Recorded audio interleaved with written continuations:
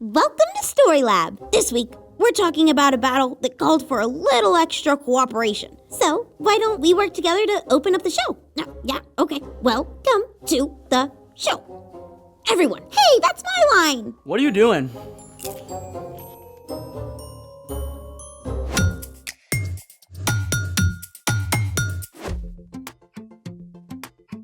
Hey guys, I'm Skylar. And I'm Sebastian. And I'm Puppet Skylar. And I'm Puppet Sebastian. This month, we're talking about the way God created us to work with others. And all things we can do better together. Okay, I gotta ask, what's with the puppets? You don't like your mini-me? I didn't say that, but those are clean socks, right? I have like 20 pairs. Besides, who can wear that many socks? Well, sock puppets aren't really my thing. You can be two people at once. Besides, we are awesome. Okay. And if I stretch a little, you can have 3 characters. Okay, I don't And if I stretch my other foot, then I can maybe get... Skylar! Story Lab isn't a one-person show. Oh. But there are some kinds of puppetry that require teamwork. I'm listening. One form is Bunraku puppetry from Japan. It's hundreds of years old. The puppets are usually about 4 to 5 feet high. Because the puppets are so big, it usually takes 3 people to control it. One does the legs, another does the left arm, and the other does the head and right arm. How do they operate it without turning it into a puppet pretzel? You want to build one and find out? Of course. Let's make it! Today, we're gonna make our very own 2-person puppet. To start, you'll need 3 dowel rods about 4 feet long, at least 3 large pieces of cardboard, and some scissors or a craft knife. You'll also need a marker, duct tape, a stapler, art supplies for decorating, an adult-size long-sleeve shirt. Step 1. Lay out 1 piece of cardboard and using a marker, draw the shape of the head you want. Step 2. Using a large pair of scissors or a craft knife or even some tin snips, cut out the head. Warning! Always get a grown-up to help when you use sharp tools. What he said. Step 3. Take 1 of your dowel rods and stick it to the back of the head using duct tape. The stronger, the better. Voila! Step 4. Draw and cut out the hand in the same way you did the face. You can use a template if you have one. Step 5. Attach your other dowel rod to the bottom of the hand using the duct tape.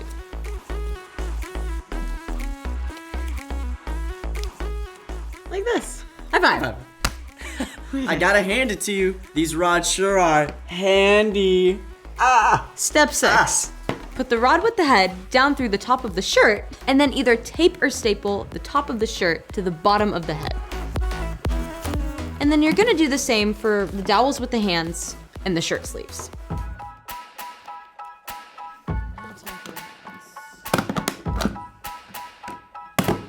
Step 7. Decorate your face. For this part, you can cut out a piece of cardboard and craft paper into a shape of an eyes, a nose, or even a mouth. Or whatever. And in honor of our Showtime theme, I have a design that's perfect for this occasion. Welcome to the dramatic world of Story Lab. A place filled with wonder and with fun. Did you hear about the lizard who lost his tail? Oh no! Whatever happened to him? He went to sell t-shirts and it grew right back. How did selling t-shirts make his tail grow back?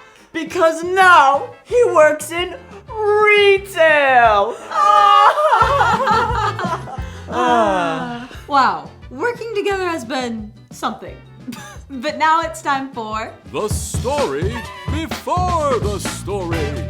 Today, we're in the book of Exodus, which tells the story of God's people. The Israelites have been enslaved in Egypt for hundreds of years. They cried out to God, and God sent a man named Moses to help them.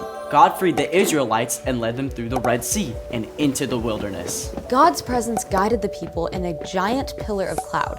And God gave them food from heaven and water from a rock. But even though the Israelites were free now, life in the wilderness wasn't easy. Which is where our story starts. Take it away.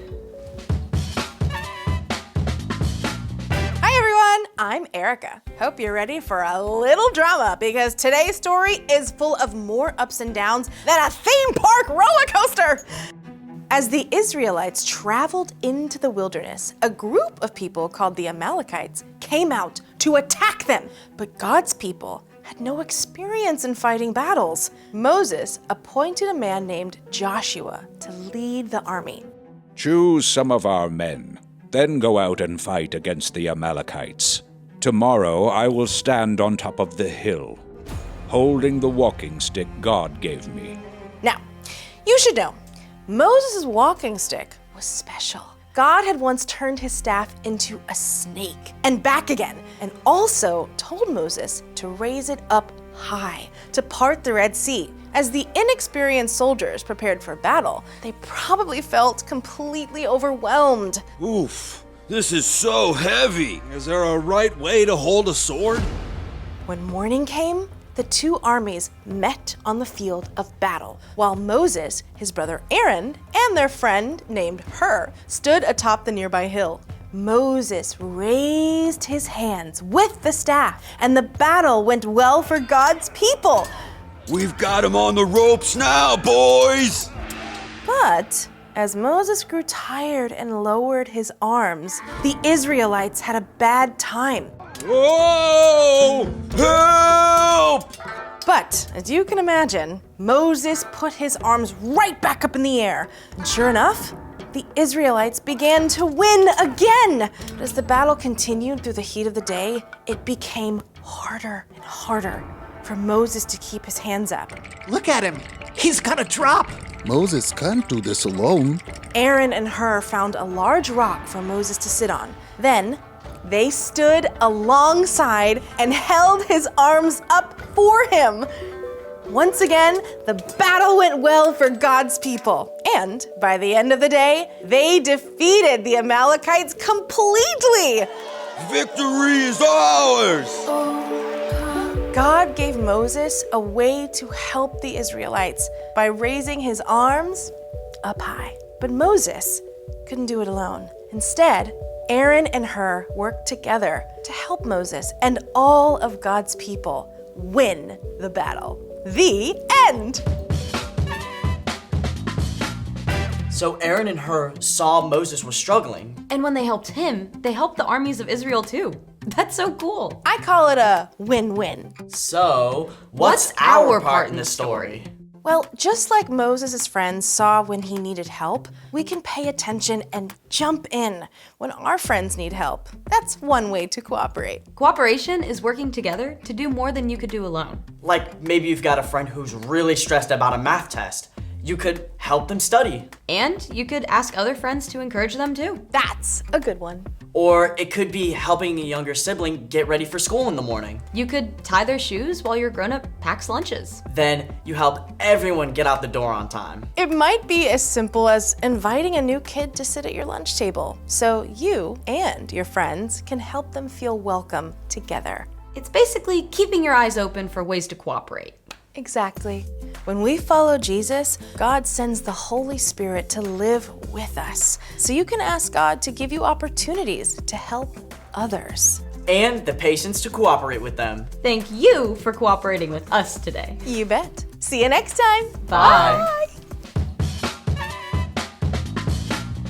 So here's the thing. Work together to help someone succeed. Whether it's helping a classmate with schoolwork, Or just brightening someone's day. speaking of helping, Care to help me close out, Puppet Skylar? You know it, Puppet Sebastian. Thanks for joining us in the Story Lab. See you next time. I think you do the voice better. I agree. High five. Yeah, that works.